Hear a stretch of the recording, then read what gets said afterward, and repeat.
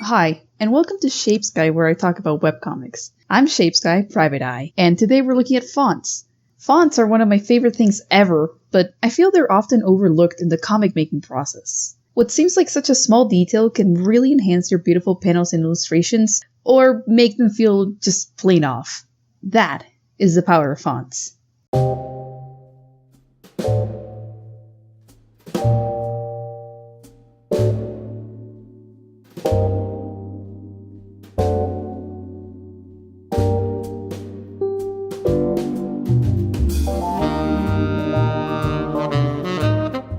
Let's start with the basics. When choosing a font, you want to focus on two main goals: making sure it's legible and making sure it complements the style. And these two can be quite hard to balance. Some fonts are very pretty or unique, but don't work for dialogue. Meanwhile, other fonts are easy to read, but they look boring or just plain bad. Looking at you, Calibri. So, legibility. How easily can you read your text? When zoomed out to fit your screen, is the size fine or do you have to squint a little? How about mobile view? What may look okay on one side may be too big or too small for another.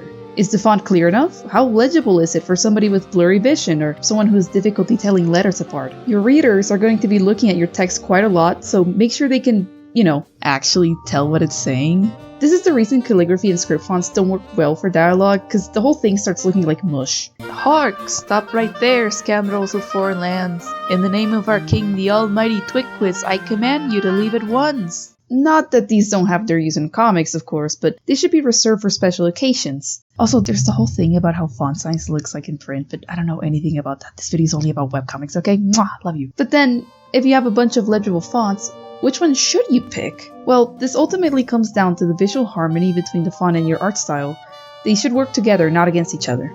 Too harsh of a contrast, and your reader is taken out of the experience to question what the hell is going on. So let's look at some examples. But remember, the world is your oyster. Follow your instinct and pick a font that looks the best to you.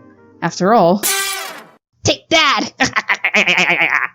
Let's talk about this font. Because it's not really one font. Comic lettering techniques in the West, and specifically North America, verse this style, most often associated with superhero comics. There's a whole conversation as to why that is, but to put it briefly, this was done out of a need for clarity, all caps is easier to read on cheap paper, consistency, since different letterers sometimes worked on the same comic, and cost efficiency, all letters having the same height meant you could put more words in one bubble. Eventually, it became the standard for big house professional publications, what most people picture when they think of a comic. And hey, if it ain't broke, I think it looks great. It's classic because it's worked for so long. It tends to give off a very official look that can adapt to many different styles. You can find hundreds of these fonts, most of them cater specifically towards comic lettering, on sites like Blambot and Comicraft, for prices ranging from free, though they still require you to input your bank information, to $70? I don't have that kind of money. I spent all my savings on this office. Well, unless you want to give these dedicated letterers some financial recognition for their hard work or whatever, there's free alternatives out there. I'll leave a link to a directory for free fonts in the description. Just make sure you know the difference between commercial free and free for personal use. Since we looked at uppercase, what about lowercase? Truth be told, I haven't seen many webcomics use all lowercase in their lettering, but it gives off a very casual, laid-back tone, especially combined with the lack of punctuation. I mean, you really can't get more casual than this. And then there's mixed case lettering. Just like uppercase, it's a very flexible style, but it makes dialogue feel a bit more formal, more natural in a way. It is how most texts are written after all. Now, beyond the font style lies the nitty-gritty details of lettering itself. Blambot has an entire section of their site with wonderful guides on this, which I recommend checking out. But here are some things to watch out for. Kerning! Can you squish certain letters against each other? Crossbar eyes and regular eyes, very important distinction between the two. Bleeding, how's the space between the lines? Emphasis is done through bold and italics. The way lettering differs on special effects for that extra emphasis. And just so much more. A little too much if you ask me. No wonder people get paid to letter for a living. Okay, time to have some fun. Font styles! There's so many to choose from, and it all depends on the kind of tone you want to give off. You want to be casual, serious, playful, evil, creepy, futuristic, fancy, grungy? Come on, pick one! What's that? Making your own font? Sure, that works too. Maybe. See, there's a couple sites that let you make your own font based on your handwriting, but from my experience, they tend to be very janky and limited, so try that out at your own risk. Okay, I actually wanted to try and make my own font using Calligrapher. As you can see, I already have an account set up. I'm gonna blur this out because it's my email address. I've used this before in the past, trying to make my own fonts after watching Landertown's video on it. And I did make some. They're not very good though. So with my years of expertise, I'm gonna try again. If I recall, what you're supposed to do is grab like whatever punctuation and stuff you need, and then if you don't have the pro account, you can only use 75 glyphs, which is nothing. This is the most basic set of glyphs you can even ask for. I guess I don't need this one. This is so basic. Okay, which one do I remove? And then from there, you get a template, which you have to download. I'm gonna get a PNG. Okay, I'm on clip now. And now I'm gonna draw over the things because that's what you're meant to do. What are these lines though? Wait. Okay, wait. Turns out if you want to actually see how big the font is going to turn out, you have to check this box for characters as background, and then it'll show up like this, kind of like grayed out, so you know how big the font should be. So, you should probably do that. Okay. Let's actually get to doing this now.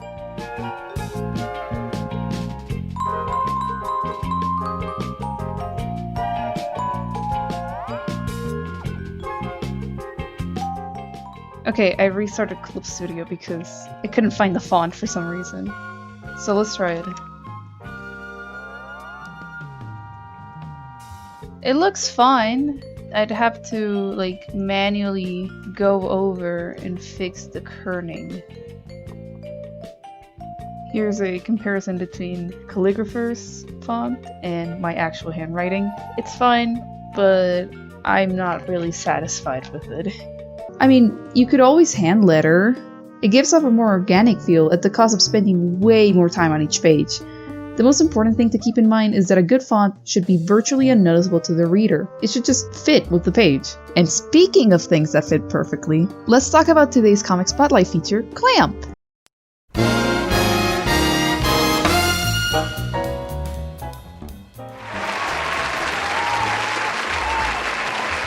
If there's a comic that has truly impressed me in every single aspect, it's Clamp by Fugummy Fruit, and its use of lettering is no exception. I had the wonderful opportunity to interview its creator, who will be voiced by my dear friend Ciara.